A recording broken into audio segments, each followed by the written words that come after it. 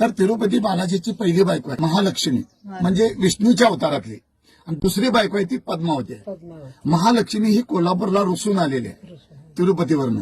तर का रुसून आली ह्याचं कारण सांगतो तुम्हाला. पहिल्यांदा ब्रह्मा, विष्णू आणि महेश हे तिघजण देव, ह्या पृथ्वी तलावर सगळ्यात देवश्रेष्ठ मी आहे असं तिघांना गर्व आलेला होता. तर एक भृगु ऋषी नावाचे तपस्वी मनुष्य होते. तिघ देव देखील त्या भृगु ऋषींना गुरु मानत होते. मग गुरुंना समजले हे गर्वपणा करायला. गुरु स्वतः जाऊन त्यांना भेटले आणि सांगितले, तुम्ही किती केला तर देव आहात आणि असा गर्वपणा करू नका. मी तुमच्या तिघांची परीक्षा घेतो. जो कोणी परीक्षामध्ये पास होईल तोच ह्या पृथ्वी तलावर सगळ्यात देव श्रेष्ठ होईल. तुम्हाला मान्य आहे का विचारलं. तिघही मान्य केले, कारण गुरूंची आज्ञा पाळली पाहिजे. मग तिघही आमंत्रण देतात भृगु ऋषींना, तुम्ही आमच्या घरी या आणि आमची परीक्षा घ्या आणि आमच्या तिघापैकी कोण श्रेष्ठ आहे तुम्ही ठरवा. मग भृगु ऋषी जातात पहिल्यांदा शंकर भगवानकडे परीक्षा घेण्यासाठी. बाहेरून शंकर भगवानला आवाज येतात. तर शंकर भगवान आणि पार्वती गुहेमध्ये बोलत बसलेले असतात, गप्पा मारत बसलेले असतात. ते इतकं मग्न असतात की बाहेर भृगु ऋषी आलेलं शंकर भगवानच्या लक्षात येत नाही.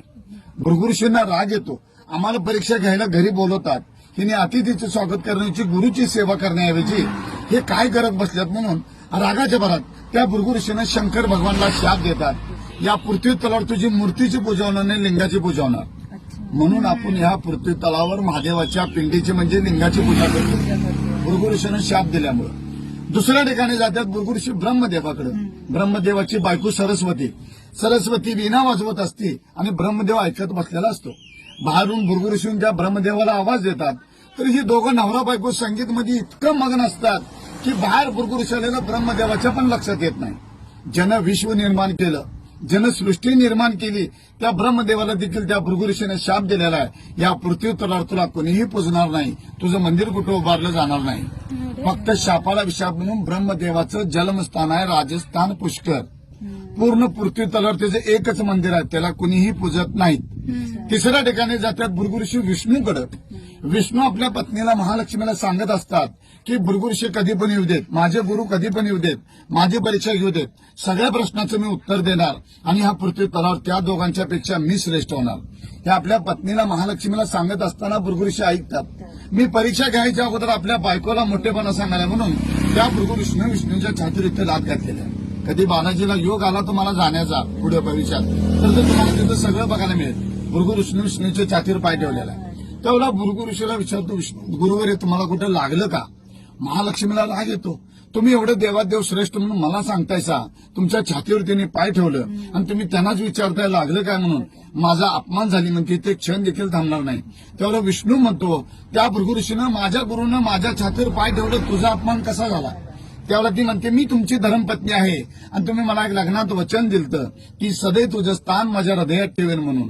ते आता पाय ठेवल्यामुळे ते हृदय भ्रष्ट झाले म्हणले आणि त्या पायाखाली ही महालक्ष्मी राहू शकत नाही म्हणली. या कारणानं तिरुपतीवरनं महालक्ष्मी कोल्हापूरला रुसून आली. रुसून येताना देखील महालक्ष्मी रागाच्या भरात आपल्या नवऱ्याला शाप दिलेला आहे की तुमचं दुसरं लग्न होणार, तुम्ही कुबेरकडनं कर्ज काढणार, ते कर्ज माझे भक्त लोक कोण फेडणार. आणि महालक्ष्मीची अट अशी होती, अजून देखील आहे, जोपर्यंत त्या पृथ्वीवरचे सर्व लोक ज्यावेळेला तुमच्या दारूवर मुंडन करतील त्यावेळेस तुम्ही कर्जातून मुक्त होणार. पृथ्वी तलावरचे सर्व लोक काही जाऊ शकत नाहीत. म्हणून तिरुपती बालाजी अजून कर्जामध्ये असं मानलं जातं. आणि जो कोणी भक्त तुमच्या दरबार येऊन मुंडन करल, केस दान करल, त्या भक्ताला मी कर्जात कधीच ठेवणार नाही, हे महालक्ष्मीचं वाक्य आहे. म्हणून तिरुपतीला गेल्यावर टक्कल करून यायचं असतं. जेव्हा महालक्ष्मी दिसून आली कोल्हापूरला, तेव्हा इसवी सन 634 साली कोल्हापूरमध्ये कर्णदेव राजा राज्य करत होता. म्हणजे महाभारतातला नव्हे, त्याच्या आधीचा. तर नारद मुनी सांगतो कर्णदेव राजाला की महालक्ष्मी दिसून कोल्हापूरला कायमची यायला तिची राहण्याची व्यवस्था कर, मंदिर बांध.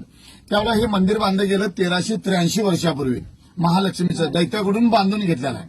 आणि ज्यावेळेला महालक्ष्मी दिसून आली कोल्हापूरला, तर महालक्ष्मीने हे कोल्हापूर का निवडलं, तर आपल्या कोल्हापूर नगरीमध्ये राक्षस लोकांचा वास्तव जास्त होता.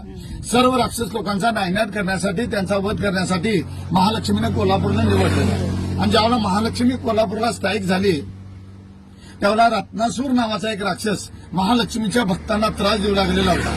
तर महालक्ष्मीने ठरवलं, या रत्नासुराचा आपण पहिला वध करायचा आणि मग बाकीच्या राक्षसांचा वध करायचा.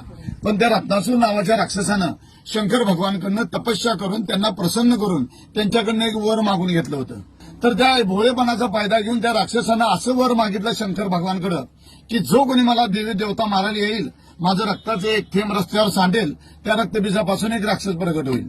म्हणून महालक्ष्मीने शंकर भगवानची आराधना केली, कारण शंकर भगवानच वर दिलेलं होतं. शंकर भगवानने सांगितलं महालक्ष्मीला तू एक ज्योत लाव, दिवा लाव. महालक्ष्मीने स्वतः एक ज्योत लावला. स्वतः शंकर भगवान त्या ज्योतमध्ये विलीन झाले आणि ज्योत तो आपोआप मोठा झाला आणि त्या रत्नासुराच्या अंगावर जाऊन पडला आणि त्या रत्नासुराचा भस्म झाला. म्हणजे रक्त काय सांडायचा संबंध नाही. आणि जे महालक्ष्मीने ज्योत लावला त्या ज्योत पासून प्रगट झाला तो ज्योती, आणि आपल्या कर्नाटक महाराष्ट्र लोकांनी बा लावला म्हणून ज्योतिबा. महालक्ष्मी प्रसन्न झाली, माझ्या भक्ताचं रक्षण केलंस तू, सदैव तू माझा भाऊ म्हणून माझ्या पाठीशी राहशील आणि या विश्वात तुझं जागरूक देवस्थान म्हणून ओळखलं जाईल. म्हणून महालक्ष्मीने आशीर्वाद दिलं आणि हे ज्योतिबाचं स्थान झालेलं आहे.